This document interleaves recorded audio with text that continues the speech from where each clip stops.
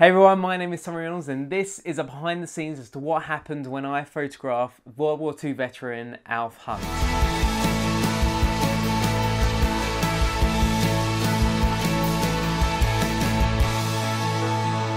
First we were going to shoot this in his house and we thought no, we need a place that we can move a bit more freely and I can use a bit of smoke and a bit of haze to kind of add that bit more of atmospheric look. So we rented a place which was about 10 minutes from his house in Tunbridge Wells, and the next thing to do was to find the right people. So I picked Sam, who assists me on a lot of my shoots as my digital tech, who makes sure that the whole tethering process is going smoothly, and he knows my gear pretty well, so he knows what I want set up and where things are and what things do, etc. So it's really nice to have someone that understands the gear that we're using on set.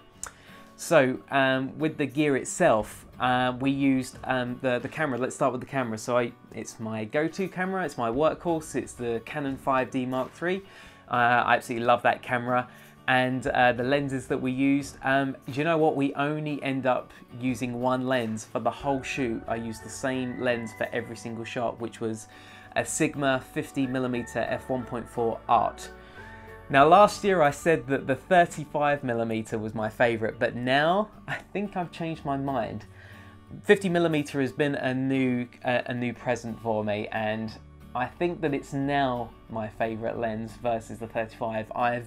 I'm finding myself using the 50mm a lot more than the 35 nowadays, so I think the 50mm has now become my favourite lens, and the Sigma version is just the sharpest, one of the sharpest lenses I've ever used at 1.4 wide open, which is great. Their new Art Series lenses are just, I have the 35 version as well, and the 50 is just amazing, so I'd love to try the 85 as well. But anyway, so that's the camera and the lens. I did take other lenses, but we first started with the 35 and it just felt a bit too, I wasn't getting enough compression.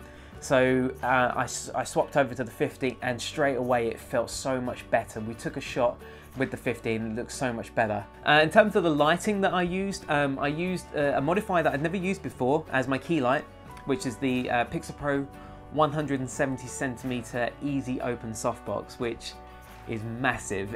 I believe it's Pixapro's biggest softbox that they sell.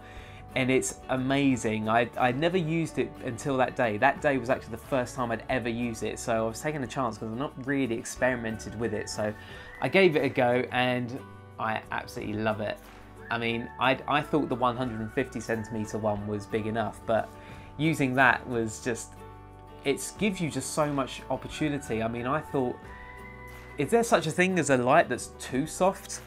Because it almost felt like it was just like, it was too soft, so that's why we threw on, for our first setup, we threw on the grid, because I just needed a little bit more control and a bit more channeled. It was almost like too widespread, but it's always nice, isn't it, to have that option later on if you really need it, which we did actually end up doing later on. But the first setup, I stuck the grid on because I wanted it a bit more contrasty and a bit more channeled for my key light. And attached to that modifier was the City 600. So this is my go-to flash when I'm in a controlled environment. It's amazing, having the ability to not plug in anything. The only thing that was plugged in during the shoot was the smoke machine.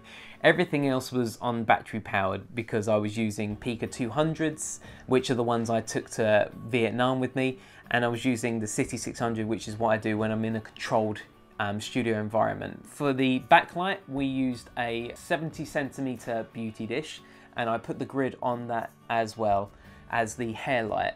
And I love using beauty dishes with grids as hair lights, and I wanted to gel it as well, so I used the Magmod CTO gel that I attached inside, and then I put the dish on, and then I put the grid on top of that.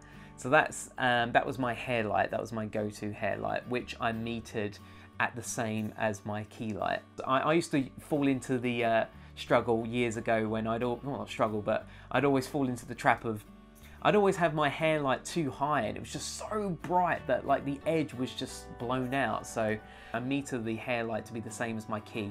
And now I use, where is it? I did have it a moment ago. So yeah, now I use a light meter. which is now kind of one of my new favorite toys when I'm using multiple lights, and it just enables me to dial in my exposure perfectly. So that was another piece of gear that my assistant Sam was using to help us get correct exposure. So that's the key and the hair. For my fill light, my Mr. Fill, as I like to call it, is the Pixapro Ricoh 400 ring light that attaches to the camera. And this is quite a specialized kind of light. Not many people will go for this, and it does give a very unique look to the image. I don't like using it as a key light. I like to use it as purely as a fill. So I would never use this as a key, only as a fill. It's an amazing fill light. I think that is the light that gives me that painterly quality to it, because it just fills in those shadows and almost helps with the dynamic range. If you've got a key light up here and it's all dark over here, just that fill light just creeps those shadows up a little bit, which gives you more wiggle room if you're messing around with the shadow options in Lightroom. So that's what gives it, for me, that painterly quality. So I love using the Ricoh 400, and I will meter that typically at about 2 stops under my key light. So if my key is at f8, then I'll like to have my fill around 5.6 or f4. And then lastly, in the first setup, I use the Magmod Snoot, which attached to a Pixapro Pica 200, and that was just giving us a little bit of light on his jacket that was hanging up on the mannequin behind him. I really wanted to highlight the medals on his jacket and act as a nice kind of juxtaposition to it. So that was my thought process with that. I wanted that to be a highlight. I wanted that to show off.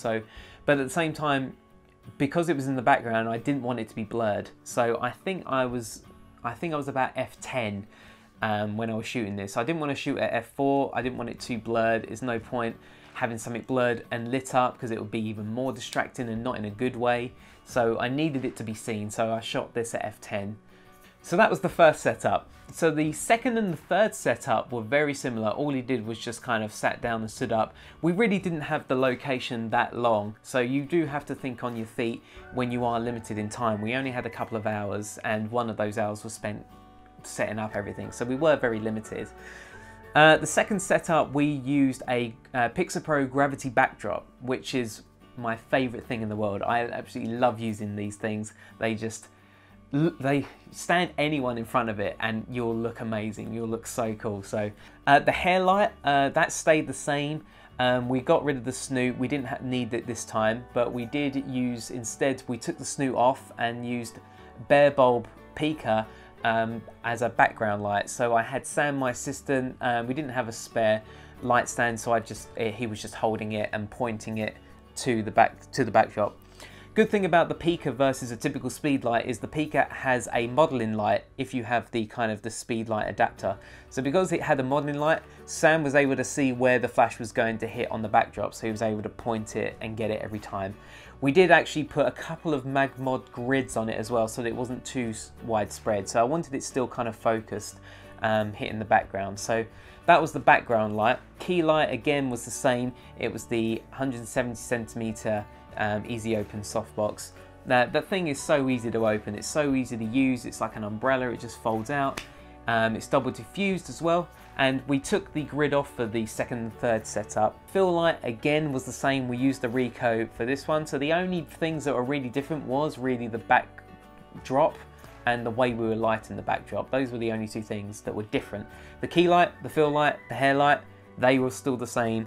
They are my go-to when I'm in a controlled studio environment. That's my go-to. I like to have that kind of big setup. I like to tether as well. So we were tethering to my MacBook Pro, which is always great because you can get instant feedback, and Sam can also tell me if there's anything that he can think that can be improved. It's always nice to have two sets of eyes on set. So there was, I think at one point Sam noticed that the time might have been out of place, so he told me that because he was able to see on the computer, he was able to tell that, so he was able to tell me and let me know, and we were able to. Photography is a collaboration. It's not, you shouldn't be too hung up like you're the photographer and you should make all the creative decisions, you know? Just because Sam wasn't the photographer doesn't mean that he's not an important role, and he's not just there to help out, but he's also there to, you know, he's helping me get the shots. It's a collaborative process. So it's very helpful to have an assistant when you are when you are tethering and having that second pair of eyes. And he's able to check focus or see if anything's not firing properly. So having second pair of eyes, as I said, is really valuable. I did my whole photo booth technique with him, which is where you pretend that you're in a photo booth and you have to give me a completely different picture, a completely different pose every time you hear the click, and you only get 5 goes. So Alf did some really amusing ones, some really funny ones. He had a presence, if that makes sense. It's so weird.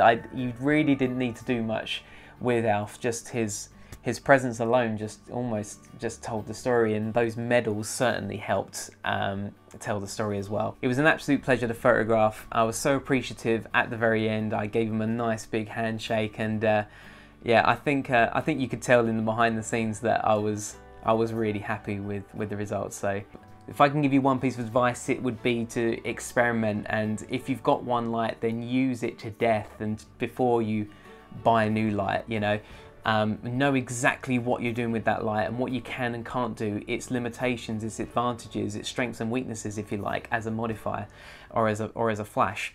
And then you just build up and up from there. So that's about it. Thank you ever so much for watching this video, guys. If you liked it, then please make sure you hit that like or share button, or subscribe if you're watching this on YouTube. And as always, I will see you in the next one. Cheers, guys. Bye-bye.